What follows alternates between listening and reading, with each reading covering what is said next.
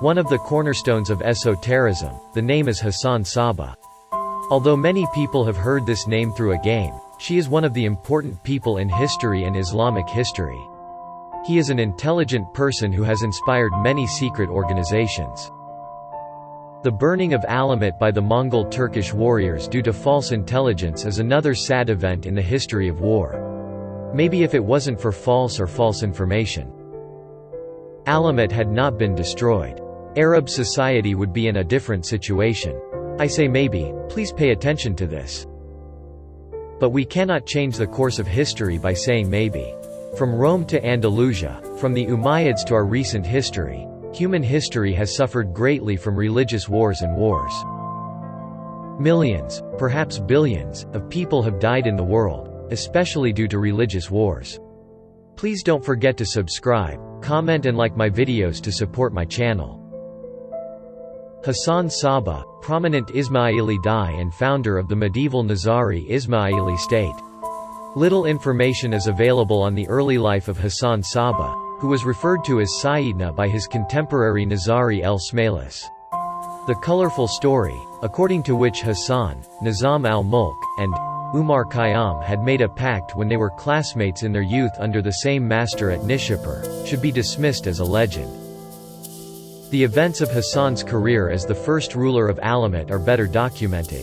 These events were recorded in the Sargudhasht-i Sayyidna, the first part of which may have been autobiographical. Although this chronicle, which marked the initiation of a Nizari tradition of historiography in Persia during the Alamut period, has not survived, it was used extensively by Juwayni, Rashid al-Din and Abul Qasim Kashani, who are the chief authorities on Hasan's life and career.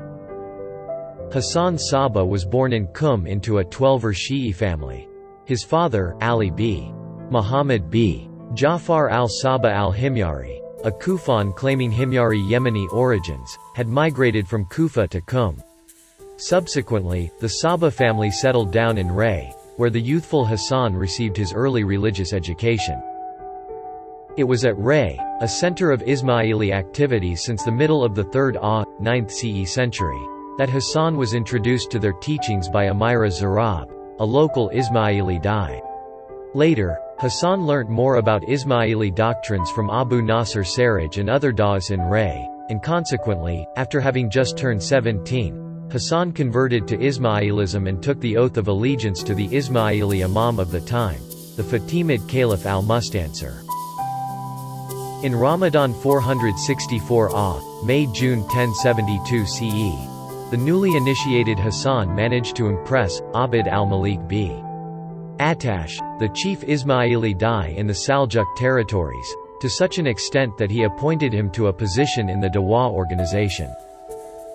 In 467 1074–75 CE, Hasan accompanied Ibn Attash to Isfahan, the secret headquarters of the Ismaili Dawa in Persia, where he stayed until 469 1076–77 CE, when, on instructions from Ibn Attash, he left for Cairo to further his Ismaili education.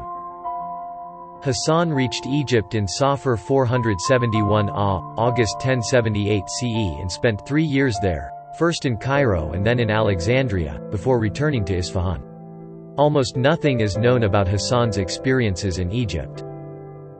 According to the lost Nizari chronicles used by Persian historians, while in Egypt he clashed with the Fatimid vizier Badr al-Jamali, who at that time had just succeeded al-Mu'ayyid fil-Din al-Shirazi as the chief Dai. Whether or not this conflict revolved around Hasan's support for Nizar, Imam al-Mustansir's heir designate, who was eventually deprived of succession to the Fatimid Caliphate by Badr al-Jamali's own son and successor al-Afdal, Hasan was eventually banished from Egypt on Badr's instructions. He returned to Isfahan in Dhul Hijjah 473 June 1081 CE. Hasan's subsequent travels over several years in the service of the Dawa and to evaluate the military strength of the Seljuks were limited to different localities in Persia. It was during this period that he formulated his own revolutionary strategy against the Seljuks. By around 480 1087 CE, Hasan was concentrating his efforts on the region of Daylam, which was a stronghold of Shi'ism, remote from the centers of Seljuk control. He targeted for his headquarters the fortress of Alamut, located in the central Elburz Mountains of the Rudbar region. Hasan, who soon became the Dai of Daylam, reinvigorated the Dawa activities in northern Persia and finally seized Alamut in 483 AH, 1090 CE by a clever plan of infiltration.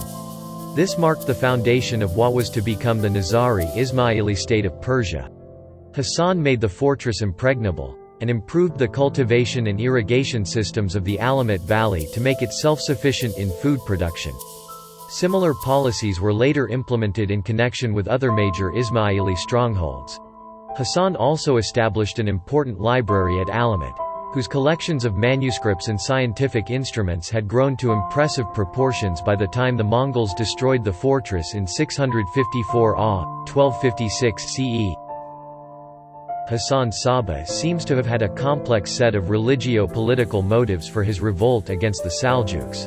As Shi'i Ismaili, he could not have tolerated the ardently Sunni Seljuk Turks' hostility towards Shi'ism and their aim to uproot the Fatimid Caliphate.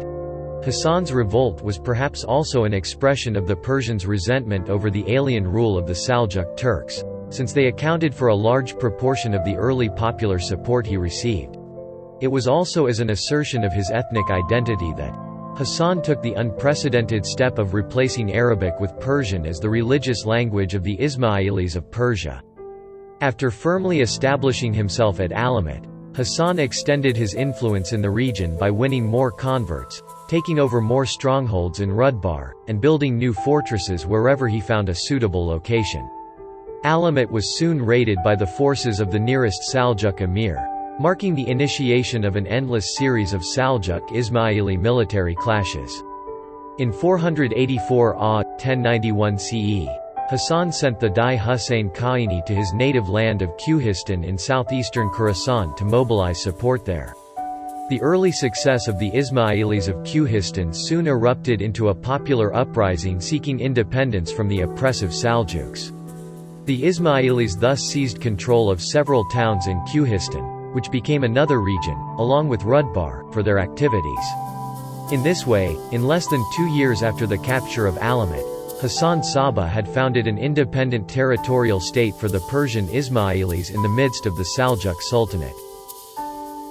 In 485 AH, 1092 CE, major Seljuk expeditions were dispatched against the Ismailis in both Rudbar and Quhistan, but these operations came to a halt later in the same year on the assassination of the all-powerful Seljuk vizier Nizam al-Mulk, followed by Sultan Malikshah's death a few weeks later. Taking advantage of the prolonged disorder and the rivalries in the Seljuk camp after Malikshah's demise, Hasan consolidated and extended his power in Rudbar, where he seized the strategically located fortress of Lanbasar, to the west of Alamut. The Persian Ismailis now also captured a number of strongholds, including Gurdka near Damgan, as well as in Arajan, the border region between Khuzestan and Fars. By this time, the revolt of the Persian Ismailis against the Seljuks had already acquired its distinctive pattern and methods of struggle designed by Hasan himself in view of the decentralized nature of political and military power in the Seljuk Sultanate. Hasan's plan was to uproot the Turks one by one from their separate strongholds by sending instructions from Alamut to his followers in each locality. He is famed for his decision to use assassination as an effective technique of struggle against the decentralized Seljuk opposition with its vastly superior military strength. This policy soon became identified with the Nizari Ismailis in an exaggerated manner, even though it had been adopted by many before them as well as their contemporaries. The actual Nizari assassinations of their prominent enemies were carried out by targeting key leaders and were never aimed at civilian populations. Invariably, they were countered by massacres of Ismailis by the Seljuks. The dispute over the succession to the Fatimid Imam Caliph al-Mustansir, who died in 487 AH, 1094 CE, led to a permanent schism, splitting the Ismailis into rival Nizari and Mustali factions. Hasan Sabbah, who was by then the undisputed leader of the Persian Ismailis and had already adopted an independent policy, supported the cause of Imam Nizar, Imam Caliph al-Mustansir's eldest son and designated successor, who had nonetheless been denied the Fatimid Caliphate. Recognizing Imam Nizar as his father's successor to the Ismaili Imamate, Hasan now severed his ties with the Fatimid regime and the Ismaili Dawa headquarters in Cairo, which had transferred their own allegiance to Imam Nizar's younger brother, appointing him to the Fatimid Caliphate with the title of al-Mustali Baila.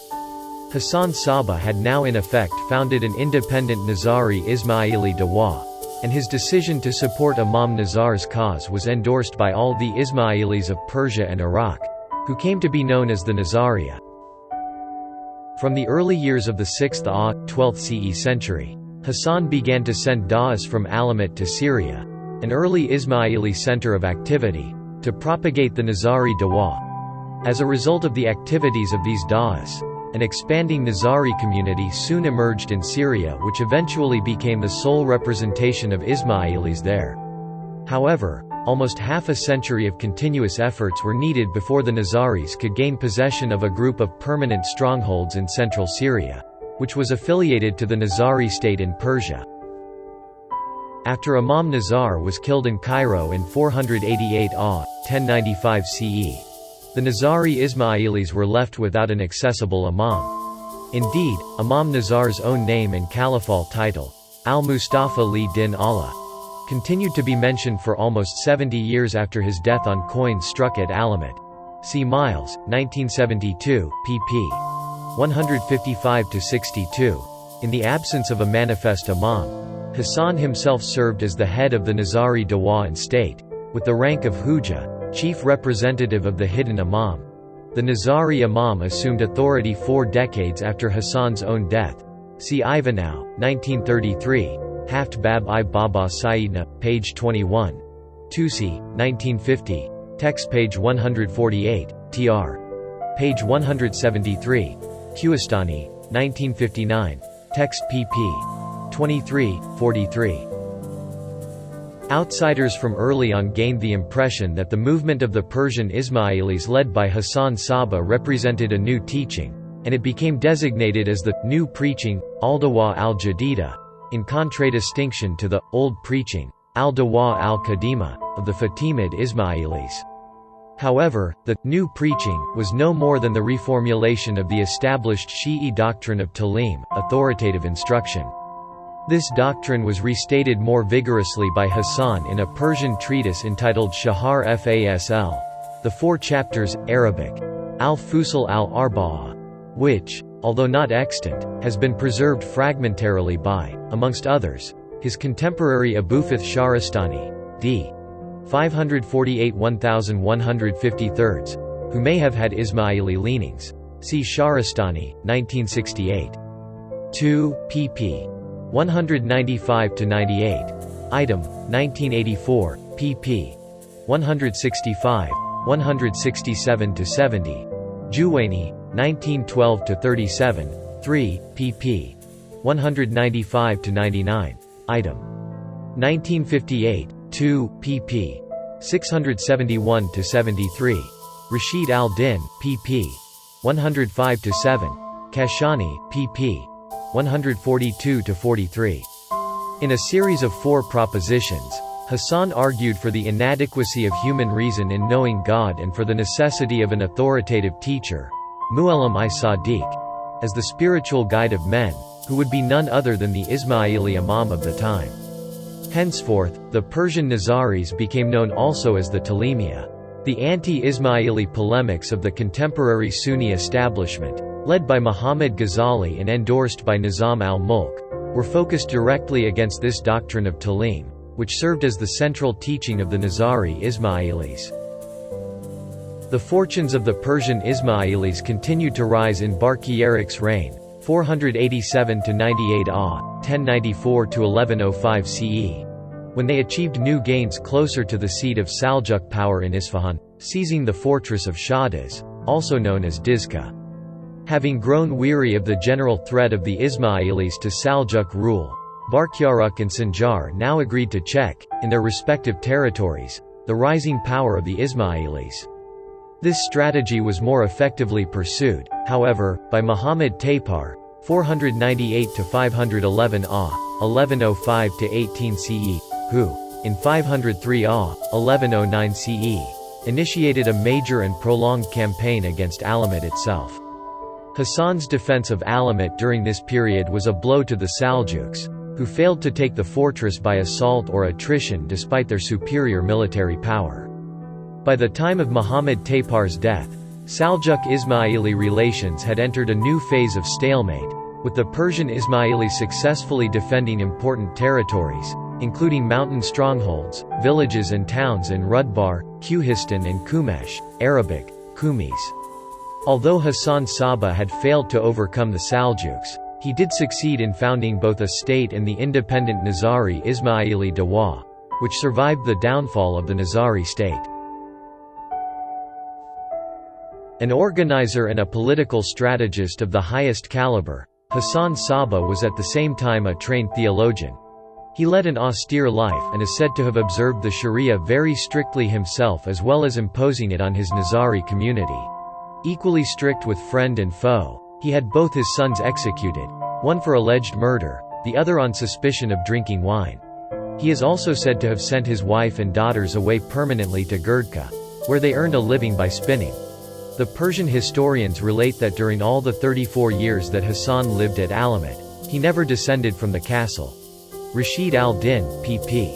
133–34, reports that he spent most of his time inside his personal quarters reading books, committing the teachings of the Dawa to writing and administering the affairs of his realm. When he sensed that he was reaching the end of his life, Hasan summoned Kia Buzurg Umid, his capable lieutenant at Lamasser, and designated him as his successor in Alamut. He died, after a brief illness, on 26 Rabi, 2518 AH, the 12th of June 1124 CE, or possibly 20 days earlier, and was buried near Alamut. Hasan Sabbah's mausoleum was regularly visited by the Nizari Ismailis until it was demolished by the Mongols in 654 AH, 1256 CE.